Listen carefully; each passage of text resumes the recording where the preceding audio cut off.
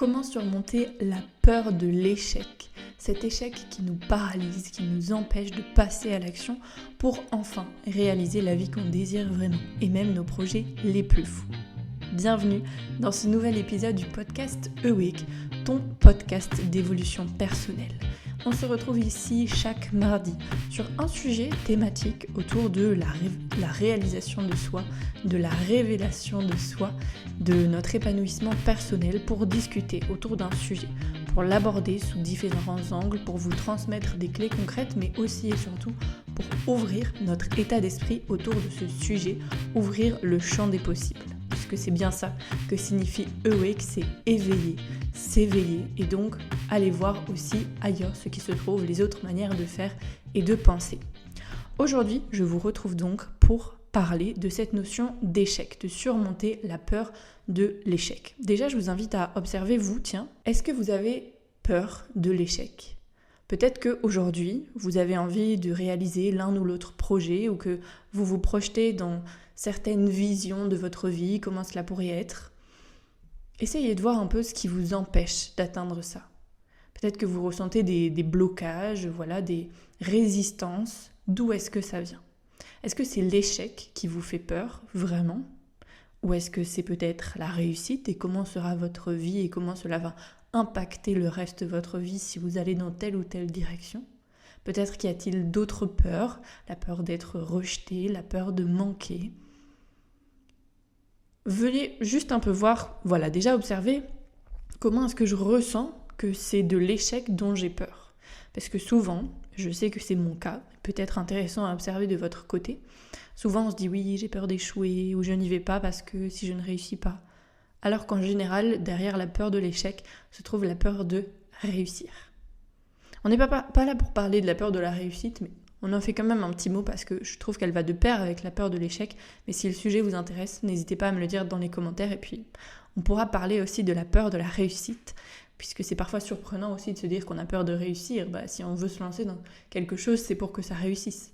Oui, mais quand on entreprend quelque chose de nouveau dans notre vie, peu importe ce que c'est, peu importe dans le domaine de notre vie, ça a forcément un impact sur les autres piliers de notre vie. Et parfois, en fait, on a peur d'y aller et peur de réussite parce qu'on a peur de l'impact que ça a ailleurs, de ce que ça va pouvoir venir, entre gros guillemets, dérégler, en tout cas du déséquilibre naturel qui va venir se créer. Soit, la peur de l'échec provoque aussi la même chose finalement, sauf que c'est plus quelque chose qui va retomber que quelque chose qui va se construire par rapport à la peur de la réussite. La peur de l'échec, comme d'habitude, pour préparer mon épisode, je note quelques mots. Là, j'ai vraiment noté 3 parties. Ce que la peur de l'échec inclut, la manière dont l'échec s'anticipe et la manière aussi pour l'échec d'être utile, d'avoir son utilité et sa grande importance. Donc on va ensemble d'ailleurs d'abord dans la première partie, qui est la peur de l'échec. Qu'est-ce que ça inclut vraiment ? Déjà, chacun sa définition aussi de l'échec. Moi, je sais que j'ai du mal, je ne sais pas si c'est vraiment un mal en soi, de ressentir l'échec parce que j'en tire très rapidement des leçons. Et donc, à partir du moment où je tire des leçons de mes échecs, ça en devient des expériences. Donc, quand je tire une leçon d'un échec, je transforme cet échec en expérience. Et simplement en un fait, une action, un projet que j'ai expérimenté. Comme j'expérimente la vie, je ne connais pas tout, je ne peux pas tout réussir à 100%. Et voir, quand j'ai un échec, ça m'apporte quelque chose. Donc déjà, ça serait intéressant de pouvoir prendre un instant, en même temps que vous m'écoutez, pour définir pour vous, c'est quoi un échec ? Ça veut dire quoi avoir échoué ? Sur quels critères est-ce que vous vous basez pour vous dire « j'ai échoué » ? Et à l'inverse, en parallèle, c'est quoi pour vous la réussite et sur quels critères vous vous basez pour juger que vous avez réussi ou non ? Parce que là aussi, on a chacun notre définition de la réussite. Et ce qui va être intéressant à partir de ces 2 définitions-là, de l'échec et de la réussite, c'est justement de voir comment est-ce que vous respectez ces définitions-là, votre propre définition de l'échec, votre propre définition de la réussite, par rapport à la définition que la société en donne. Ça, c'est déjà un point intéressant. Parce que peut-être qu'aux yeux de la société, ce sera un échec, mais dans votre définition à vous, ça n'en sera pas un, ça pourrait peut-être même être une réussite. Donc ça, c'est intéressant. Et donc, l'échec, il va inclure ce que moi je pense à propos de moi, ce que moi je pense à propos de l'échec, si je le juge comme tel, et puis ce que les autres vont penser de moi. Donc il y a déjà un rapport à soi qui est inclus directement dans l'échec. Et surtout dans notre société actuelle de consommation, d'action, de faisation, j'allais dire, mais ça ne se dit pas de réalisation. Je disais de faisation dans le sens de faire. On est beaucoup dans le faire. Et depuis petit, depuis l'école, on est encouragé à faire et on est valorisé pour ce qu'on fait et pour les résultats qu'on apporte. Dans notre société aujourd'hui, on est évalué, on reçoit une note sur 10, sur 20, on reçoit des points. Et c'est ces points-là qui, d'une certaine manière, déterminent inconsciemment notre valeur. Donc déjà, c'est tout à fait normal, en fait, si on a l'habitude d'avoir ça comme référentiel, en fait, de réussite ou d'échec. Est-ce que j'ai obtenu des bons points ? Est-ce que j'ai fait le devoir comme il faut, la leçon comme il faut ? Est-ce que j'ai respecté les consignes ? On est valorisé pour ça. Donc déjà, c'est une bonne chose de savoir que c'est tout à fait normal et que ça, on a été tous façonnés dans le même moule avec cette éducation-là à l'école publique qui fait que aujourd'hui, on va avoir des réflexes de se comparer aux autres, de voir, ok, mais en fait, par rapport à quoi je peux juger que c'est réussi ou que c'est un échec, par rapport à ce que la société me dit, puisque quand j'étais petit, c'est le système qui me disait comment est-ce que je devais m'évaluer, que là, aujourd'hui, on me demande de reprendre son pouvoir sur ça. C'est quoi pour moi un échec ? C'est quoi pour moi la réussite ? Et du coup, ce que je pense à propos de moi, c'est aussi qui je suis au-delà de ce que je fais. Et savoir que mes actions ne définissent pas ma personne. Je peux faire des actions, lancer des projets, les réussir, les échouer, peu importe, encore une fois, ça dépend de la définition, mais je reste moi-même. Qui je suis au-delà de ce que je fais. Comment est-ce que je me définis au-delà de mes actions, au-delà de ma casquette métier, au-delà de ma casquette personnelle, je suis maman, je suis papa, mariée, en couple, célibataire, divorcée, etc., etc. Qui je suis au-delà de toutes ces étiquettes sociales. C'est des questions importantes parce qu'elles nous permettent de justement reprendre notre pouvoir, comme je disais avant, et savoir, ok, en fait, je suis dans ce grand monde, dans ce grand jeu, où j'ai différentes cartes, différentes quêtes à accomplir, etc. Mais je suis moi-même le joueur. Et tout ce que je rajoute autour, comme étiquette, comme victoire, comme réussite, comme conquête, etc., ce ne sont que des choses en plus, mais derrière, il y a justement le joueur, la joueuse du jeu de la vie. Donc ça, c'est pour la première partie de la première partie. La peur de l'échec, elle inclut quoi ? Ce que moi je pense à propos de moi. Et toutes ces questions intéressantes auxquelles je vous invite vraiment à revenir. La peur de l'échec, elle inclut aussi ce que les autres vont penser de moi. Et souvent, on a peur d'échouer, non pas par rapport à ce que nous, on va penser de nous, mais par rapport à ce que, mais un tel, qu'est-ce qu'il va dire si j'échoue ? Et un tel, et ma maman, et mon papa, et mon conjoint, etc., etc. Et mes enfants.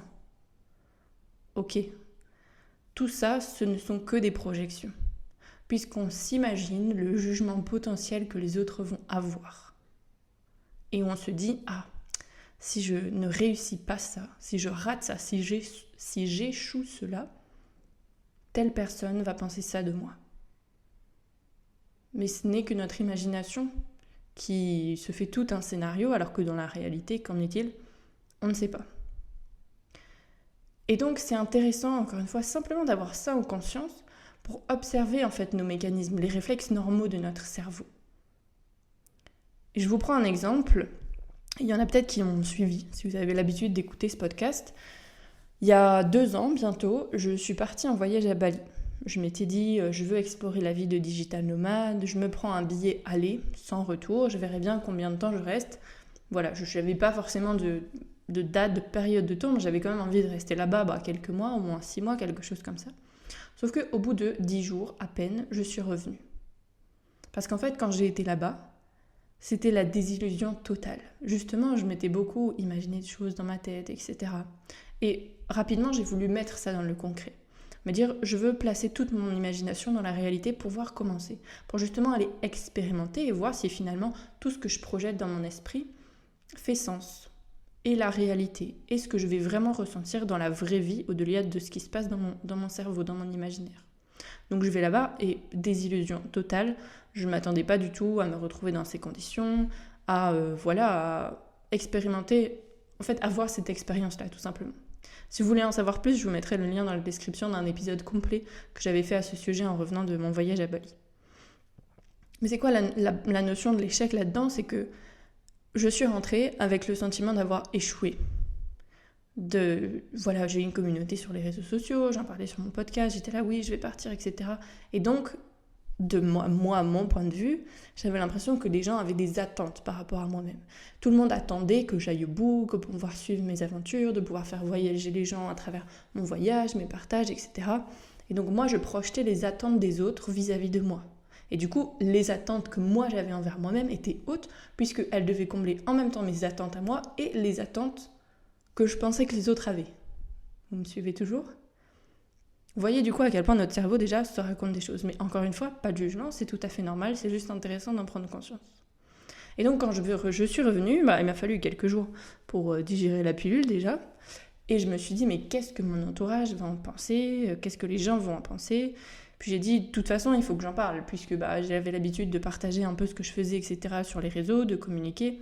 Même dans le paysage, ça allait bien se voir que en plein hiver à Bali, il y a du soleil. Quand on revient en France ou en Belgique, il n'y en a pas. Donc ça, ce serait vu dans tous les cas. Que je fasse des vidéos avec un pull ou des petites bretelles. Bon, voilà, il y aurait eu un truc qui cloche. Un faux raccord. Et donc j'ai décidé de transformer petit à petit cet échec, que moi je voyais comme un échec, en une expérience, en justement déjà venant le transmettre et l'expliquer. Expliquer comment je l'avais vécu, pourquoi j'avais pris cette décision de rentrer, et le courage que ça m'avait aussi demandé de rentrer. Et en fait, cet échec-là, il s'est vraiment transformé en une expérience porteuse, parce que ce que je projetais que les autres allaient penser de moi était totalement inversé. Moi, j'avais l'impression qu'on allait me juger, que j'étais faible, que j'étais instable, que voilà, c'est Valentine, c'est comme ça, une aventurière, elle y va, elle fait ses petits projets, puis au final, elle se casse la gueule, et quoi, qu'est-ce qu'elle construit derrière ? En fait, non. Les retours ont été très positifs. Ou c'est des personnes qui sont venues se confier pour me dire merci d'en parler, parce que moi, j'avais fait par exemple un Erasmus, et ça m'a pas du tout plu, mais comme tout le monde valorise le voyage, etc., j'osais pas en parler, je mentais, j'osais pas dire que ça n'allait pas. Merci pour ton courage d'en parler, de montrer qu'en fait c'est important aussi de tester ses projets. Et en fait j'ai eu beaucoup de retours constructifs dans ce sens pour dire des gens en fait que ça les avait aidés, que je vive cette expérience et que j'ose en parler avec ma vulnérabilité, avec mes émotions. Donc tout ça pour dire quoi ? Que la peur de l'échec elle inclut ce que les autres vont penser de moi, mais, j'ai la capacité de transformer ça en le communiquant d'une telle manière. Bon, dans mon cas, c'est un peu l'état d'esprit communauté parce que je suis sur les réseaux sociaux, mais c'est pareil autour de notre entourage. De quelle manière est-ce que j'ai envie de raconter ce que j'ai vécu ? Déjà, comment est-ce que j'ai envie de le raconter à moi-même ? Comment est-ce que moi j'ai envie de me percevoir à travers cette histoire ? Et qu'est-ce que j'ai envie qu'il en ressorte ? Et qu'est-ce que j'ai envie de transmettre aussi aux autres ? Donc ça, c'est des choses importantes. Voilà pour la partie 1. Passons à la partie 2. L'échec s'anticipe. Parce que oui, voilà, comme tout le monde, on se lance dans des projets, c'est ça la vie, on a des objectifs, on fait des expériences. Je prends juste une seconde pour relever mon micro afin que vous puissiez mieux m'entendre, voilà. On fait des expériences, on avance, on grandit, et il y a d'office des moments où ça va moins bien se passer. Sauf qu'on peut anticiper l'échec. Alors le but, c'est pas d'être dans une obsession du contrôle pour que l'échec n'arrive pas, mais simplement on peut entre guillemets, réduire les possibilités d'échouer. Comment ? En veillant justement à nos attentes, comme j'en parlais juste avant.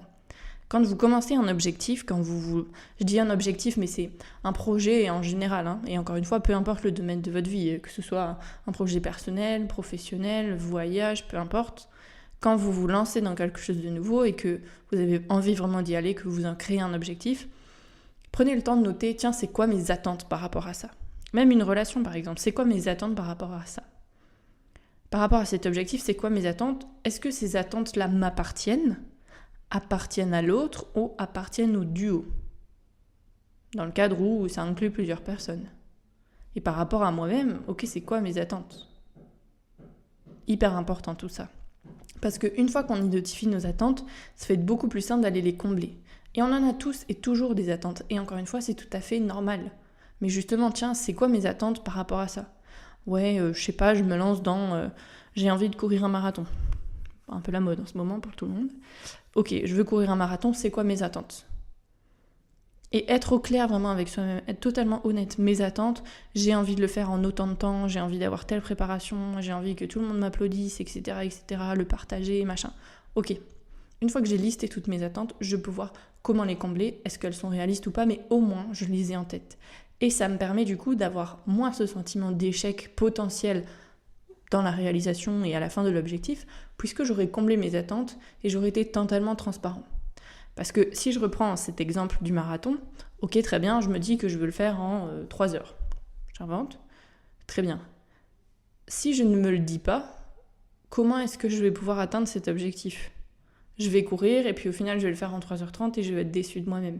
Alors que j'avais une attente au départ que j'aurais peut-être pu travailler pour arriver à ce résultat. Donc voilà l'importance de veiller à nos attentes. L'échec s'anticipe aussi d'une deuxième manière. C'est forcément lié, de venir définir clairement un objectif qui soit assez challengeant pour nous booster, mais qui soit aussi assez réaliste. Parce que généralement, on va avoir tendance soit à se fixer un objectif entre guillemets trop petit, c'est-à-dire simple, qui finalement ne nous challenge pas vraiment, alors que le but de se fixer des objectifs, c'est aussi de se challenger, de pouvoir avancer, grandir, évoluer. Soit on le fait entre guillemets trop petit, soit trop grand, dans le sens où justement, par exemple, imaginons je suis un coureur novice et je me dis je veux faire un marathon dans 3 mois. Ok, l'écart est très très grand.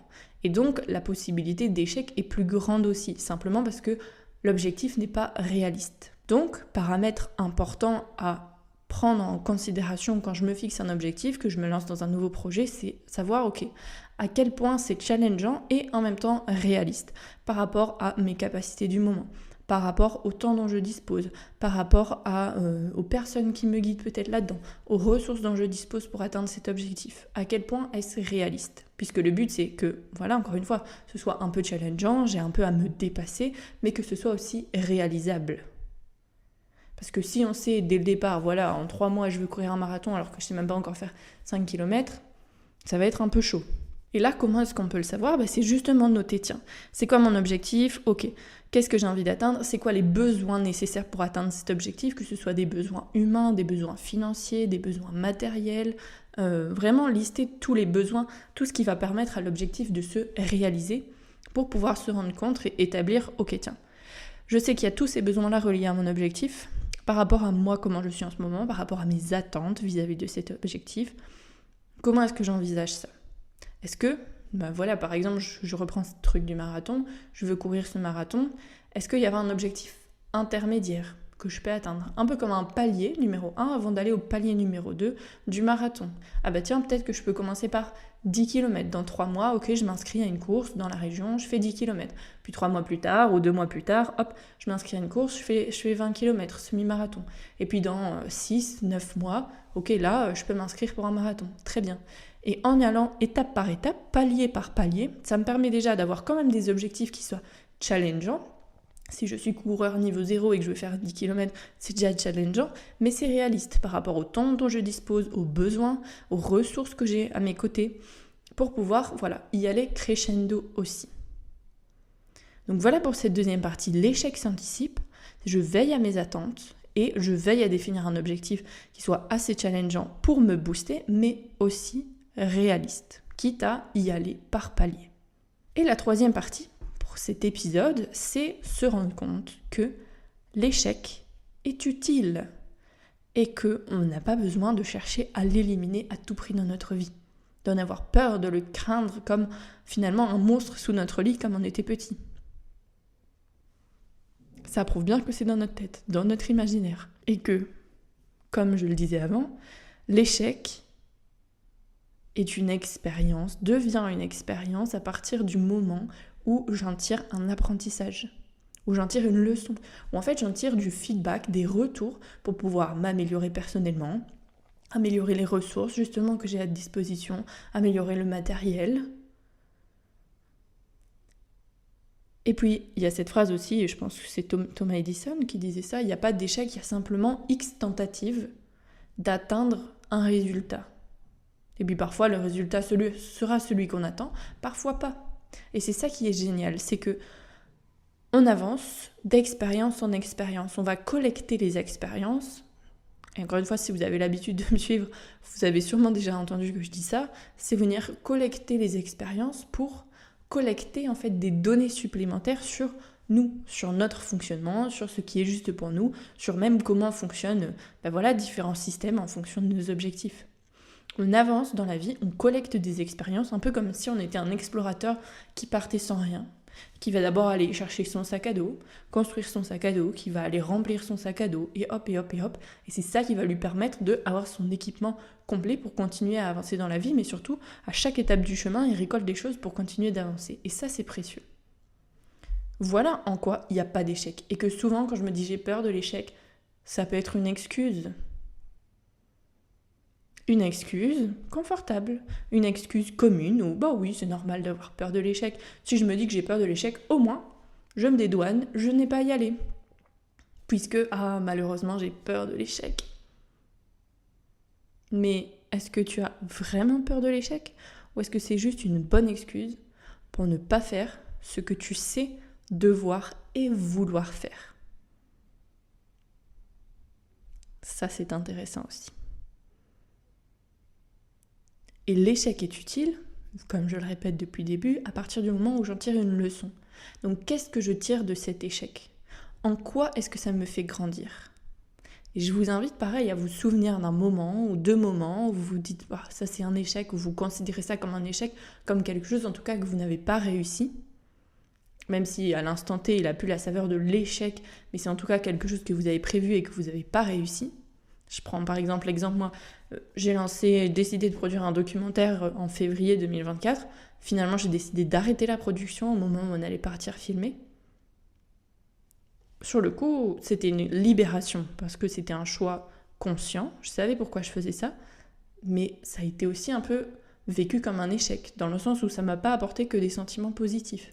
Eh bien, je pourrais très bien me dire, ok, qu'est-ce que je tire de cet échec ? Qu'est-ce que je tire de cette expérience ? Et en quoi est-ce que ça me fait grandir ? En quoi est-ce que ça me fait grandir peut-être d'arrêter, d'avoir le moment où j'ai entre guillemets échoué, mais en quoi tout le chemin jusqu'à ce moment-là, jusqu'à cet entre guillemets échec-là, m'a fait grandir aussi. Et justement, le lien avec ce que je disais avant, quelles données est-ce que j'ai collectées sur le chemin ? Voilà pour cet épisode. Je vous fais donc un petit récap. La peur de l'échec, elle inclut ce que moi je pense à propos de moi et aussi ce que les autres vont penser de moi, mais surtout ma projection de me dire je pense que les autres vont penser ça de moi, mais c'est dans mon imaginaire, dans ma tête. Ça peut être influencé par communiquer. Comment est-ce que j'ai envie de moi me raconter cette histoire de l'échec que j'ai vécu et comment est-ce que j'ai envie d'en parler autour de moi. L'échec s'anticipe aussi en veillant à mes attentes, en prenant en conscience le temps de lister c'est quoi mes attentes par rapport à cet objectif que je veux atteindre. Et l'échec s'anticipe aussi en veillant à définir clairement un objectif assez challengeant pour me booster, mais aussi assez réaliste que pour être atteint. Et troisièmement, l'échec est bien évidemment utile, puisque l'échec devient une expérience à partir du moment où j'en tire une leçon, un apprentissage. Et donc, je peux me demander qu'est-ce que je tire de cet échec ? En quoi est-ce que cela me fait grandir ?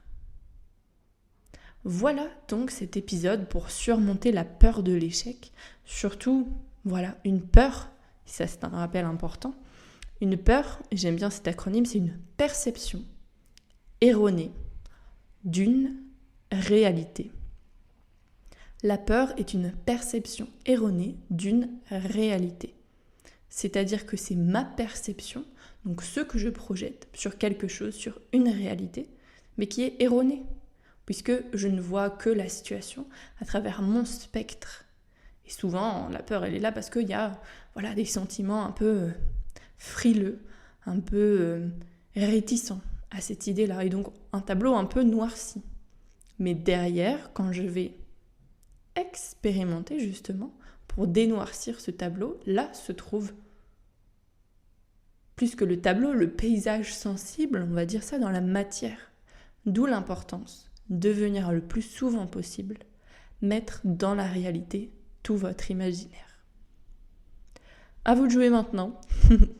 Je vous invite à vous abonner à ce podcast, vous abonner à cette chaîne YouTube, me dire en commentaire ce que vous avez pensé et puis surtout à passer à l'action. Puisque c'est bien beau d'écouter cet épisode, je suis sûre que ça sème des bonnes graines dans votre cerveau, mais mettez les choses en pratique aussi. Allez dans le concret, allez dans la matière. Prenez bien soin de vous et on se retrouve mardi prochain pour un tout nouvel épisode et jeudi pour une nouvelle vidéo sur la chaîne YouTube.